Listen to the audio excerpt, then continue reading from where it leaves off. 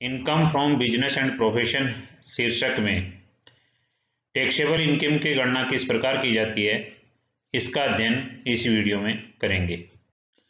जब business and profession से income की गणना करते हैं तो क्वेश्चन में कई तरह की सूचनाएं दी हुई होती हैं।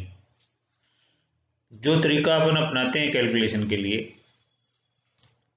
उसमें यदि प्रॉफिट एंड लॉस अकाउंट दे रखा है या इनकम एंड एक्सपेंडिचर अकाउंट दे रखा है,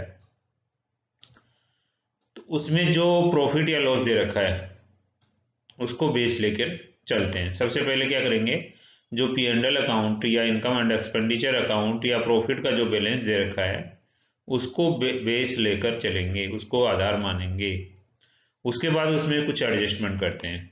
एडजस्टमेंट क्या करते हैं कि एक्सपेंसेज P&L अकाउंट बनाते हुए समय, प्रॉफिट एंड लॉस अकाउंट बनाते समय कुछ एक्सपेंसेज जो अलाउड किए हुए हैं बनाते समय, उनमें से आयकर इनकम टैक्स पर्पज से, आयकर अधिनियम के उद्देश्य से यदि कोई खर्चा या कोई एक्सपेंसेस डिसअलाउ है, यानी उसकी अनुमति नहीं है, तो ऐसी स्थिति में उस डिसअलाउड एक्सपेंसेस को उस प्रॉफिट में वापस जोड़ देते हैं। तो अपन ने सबसे पहले क्या लिया कि बेस में प्रॉफिट एंड लॉस अकाउंट से जो भी प्रॉफिट है या लॉस है उसको अपन ने आधार माना, उसको अपन ने बेस के रूप में लिखा। फिर डिसअलाउड एक्सपेंसेस यानी कि जो एक्सपेंसेस अलाउ नहीं है उनको वापस जोड़ दिया। इसी प्रकार कोई खर्चा अलाउ है केवल किंतु P&L अकाउंट में शो नहीं किया गया, पहले से घटाया हुआ नहीं है, तो ऐसी स्थिति में उस खर्चे को P&L अकाउंट में चार्ज कर देंगे, यानी घटा देंगे, उसको उस प्रॉफिट में से लेस कर देंगे। यदि कोई खर्चा कम या ज्यादा मूल्य पर दिखा रखा है, कम या ज्यादा मूल्य पर दिखा रखा है, कम या ज्यादा मूल्य का मतलब ये है कि खर्चे की जो राशि दिखाई गई है आयकर अधिनियम में के अनुसार अपन जो अलाउ करेंगे वो उससे कम राशि अलाउ करेंगे या उससे ज्यादा राशि अलाउ करेंगे। तो इसका सामान्यतः तरीका ये अपनाया जाता है कि जो पहले खर्चा घटा रखा है या पहले अलाउ किया है उसको वापस जोड़ देंगे। पहले जो खर्चा अलाउ किया हुआ है या जो चार्ज किया हुआ है उसको वापस जोड़ देंगे, और जितना अलाउ करना है, जितना अलाउ करना नियमानुसार जो चार्जेबल है उसको फिर अपन लेस कर देंगे, यानी कि पहले वाले को ऐड कर देंगे, बाद वाले जो अलाउ करना है उसको लेस कर देंगे। करने को अपन ये भी कर सकते हैं कि दोनों का डिफरेंस हो वो प्लस या माइनस कर सकते हैं, पर सामान्यतः जो तरीका अपनाया जाता है कि पहले मान लीजिए किसी खर्चे के 10,000 रुपये अलाउ P&L अकाउंट में डेबिट कर रखे हैं, और अब अपन ये सोचते हैं कि उसमें 15,000 होने चाहिए। तो एक तरीका तो अपने पास ये है कि 10,000 और 15,000 यानी 5,000 का जो डिफरेंस है वो और चार्ज कर लें उसमें। दूसरा ये है कि 10,000 तो उसमें से ऐड कर दें और 15,000 लेस कर दें। तो ये तरीका सामान्यतः अपनाया जाता है कि पहले जितना खर्चा डेबिट किया हुआ उसको वापस जोड़ दीजिए, और नया जितना इनकम टैक्स पर्पज से, इनकम टैक्स एक्ट के अनुसार जितना अलाउेबल है उसको लेस कर दें। इसके अलावा P&L अकाउंट में ऐसी इनकम भी दिखाई हुई होती है जो या तो एग्जम्प्टेड है, एग्जम्प्टेड इनकम है वो भी P&L अकाउंट में दिखा रखी है, या ऐसी इनकम जो बिजनेस एंड प्रोफेशन हेड की नहीं है, बिजनेस एंड प्रोफेशन हेड में शामिल नहीं होनी चाहिए। अगर ऐसी इनकम शो कर रखी है तो इनको घटा देंगे, एग्जम्प्टेड इनकम को भी लेस कर देंगे, और इनकम अदर हेड की कोई इनकम है तो उसको भी लेस कर देंगे, दोनों को ही डिडक्ट करेंगे। तो ये सामान्यतः 4 तरह के समायोजन हुए। पहला ये कि प्रॉफिट को बेस लेके चलेंगे, प्रॉफिट या लॉस, लॉस है तो माइनस में दिखा के चलेंगे। P&L अकाउंट के अनुसार जो अपने को इन्फॉर्मेशन दे रखी है उसके हिसाब से जो प्रॉफिट एंड लॉस अकाउंट है या जो भी इनकम एंड एक्सपेंडिचर अकाउंट है उसमें से प्रॉफिट को लिया, उसमें अपन ने एक्सपेंसेस जो डिसअलाउ हैं उनको वापस जोड़ दिया। एक्सपेंसेज अलाउ हैं किंतु P&L अकाउंट में डेबिट नहीं किए हुए हैं तो उनको डेबिट कर दिया, यानी अलाउ कर दिया तो उनको घटा दिया। एक्सपेंसेस कम या ज़्यादा अमाउंट पर डेबिट किए हुए हैं तो ऐसी स्थिति में पहले वाला अमाउंट जो डेबिट किया हुआ उसको वापस जोड़ देंगे, और जो अलाउेबल एक्सपेंसेज हैं उनको घटा देंगे। एग्जेम्प्टेड इनकम या अदर हेड की इनकम अगर P&L अकाउंट में शो कर रखी है तो उसको भी अपन लेस कर देंगे। अब ये तो इनकम एंड एक्सपेंडिचर और P&L अकाउंट हो गया, उसका बैलेंस दिया हुआ हो। कई बार क्या होता है कि जो profit non profit making organization है वो सरप्लस या डेफिशिएंसी दिखाते हैं केवल। Income and expenditure account net, तो ऐसी स्थिति में उनका भी नेट प्रॉफिट या लॉस जिस तरह से P&L अकाउंट में लेते हैं उसी तरह उनका भी नेट या प्रॉफिट या लॉस लेके चलेंगे और बाकी सेम एडजस्टमेंट इसी प्रकार करेंगे।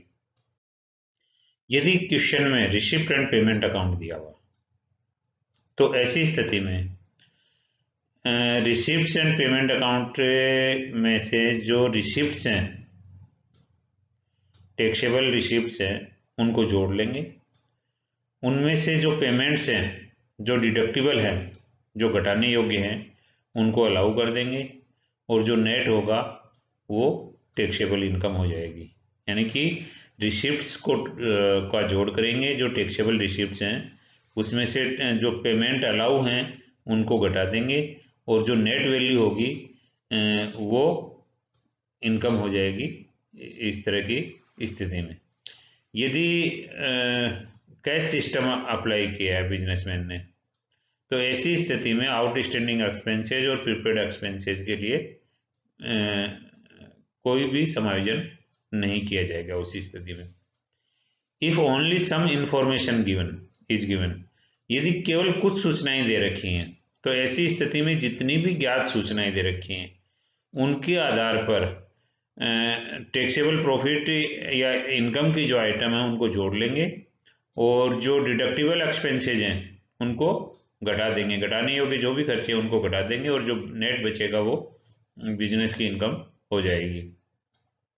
यहाँ भी ये ध्यान रखेंगे कि इररेलेवेंट इंफॉर्मेशन है, जैसे अदर हेड की इनकम है या एग्जेम्प्टेड इनकम है, वो यहाँ शामिल नहीं करेंगे। किंतु यदि टोटल इनकम अपने से पूछी हो तो ऐसी स्थिति में बिजनेस इनकम तो इसी आधार पे कैलकुलेट करेंगे, पर टोटल इनकम कैलकुलेट करने के लिए अदर हेड्स की इनकम भी अपन कैलकुलेट करेंगे और टोटल इनकम कैलकुलेट कर देंगे एक साथ। अभी हमने कैलकुलेशन करते वक्त जो P&L अकाउंट में खर्चे दे रखे थे इसमें से डिसअलाउ एक्सपेंसेस किए, यानी जो खर्चे अलाउ नहीं है उनको डिसअलाउ कर दिया और वापस जोड़ दिया, और जो खर्चे अलाउ हैं किंतु उसमें P&L अकाउंट में नहीं शो कर रखा था उनको घटाया। तो ये डिसीजन किस आधार पे लेंगे, तो उसके लिए अपने को डिडक्टिबल एक्सपेंसेस यानी ऐसे खर्चे जिनका डिडक्शन मिलता है या जिनका डिडक्शन नहीं मिलता उनका अध्ययन करना आवश्यक है। तो इसी प्रक्रिया में हम अब पढ़ेंगे एक्सपेंसेज एक्सप्रेसली अलाउड, यानी कि ऐसे खर्चे जो पूरी तरह अलाउ हैं इनको भी दो जगह बांटे इनकम टैक्स एक्ट के अनुसार और expenses allowed according to various circulars of central board of direct taxes CBDT। यानी दोनों तरह से जो खर्चे अलाउ हैं इनके बारे में कुछ सोचना नहीं है, वो खर्चे हैं। दूसरी कैटेगरी है एक्सपेंसेज अलाउड और disallowed according to nature of expenses, यानी खर्चे की नेचर है उसके अनुसार वो खर्चा अलाउ या डिसअलाउ होगा। तो कुछ खर्चे इस तरह के भी हैं, उनका भी अध्ययन किया जाएगा। Certain types of losses are allowed as business expenses, यानी कि बिजनेस एक्सपेंस के रूप में कुछ लॉस अलाउ हैं, जबकि कुछ कैपिटल लॉस है वो नहीं अलाउ है। इसी प्रकार कुछ खर्चे जो कैपिटल एक्सपेंसेज हैं अकाउंटेंसी की भाषा में, वहाँ इनकम टैक्स की भाषा में उनको रेवेन्यू एक्सपेंसेज मानते हुए अलाउ किया गया, उनका भी अध्ययन करेंगे। तो business losses and capital expenses allowed as revenue expenses, उनको कैपिटल एक्सपेंसेज उनको भी रेवेन्यू के रूप में अलाउ किया गया। Some expenses are allowed only if certain conditions are fulfilled, यानी कुछ शर्तों की पूर्ति होने पर ही उन खर्चों को अलाउ करते हैं। उस नेचर के खर्चों का अलग कैटेगरी होगी जिसमें सामान्यतः ये होता है कि आयकर की विवरणी दाखिल करने से पहले पहले उन खर्चों का पेड किया जाना जरूरी है, या कुछ खर्चे ऐसे भी होते हैं जिनको भुगतान के आधार पर ही अकाउंट पे ही चेक या DD से पेमेंट किया हो तो ये अलाउ करते हैं। तो ये इस कैटेगरी में पढ़ेंगे। और पांचवी कैटेगरी है एक्सपेंसेज एक्सप्रेसली डिसअलाउड यानी ऐसे खर्चे जो जो डिसअलाउ करते हैं अपन उसमें, तो इस कैटेगरी में भी कुछ खर्चे होंगे जो किसी बिजनेस की पॉलिसी के या जो प्रावधानों के अंतर्गत इनको डिसअलाउ किया जाता है। तो 5 कैटेगरी खर्चों की हुई, जिनमें से पूर्णतया मतलब पहले तो स्पष्ट रूप से जिनको अलाउ किया गया है, कुछ कंडीशंस को पूरा करने पर अलाउ किया गया है, फिर बिजनेस लॉस या capital expenses as a revenue expenses allow किया गया है वो खर्चे, और कुछ सर्टेन कंडीशंस फुलफिल करने पर अलाउ एक्सपेंसेस, और लास्ट में डिसअलाउ एक्सपेंसेस। इनको आगे वीडियो में अपन डिटेल्स में पढ़ेंगे। Thank you.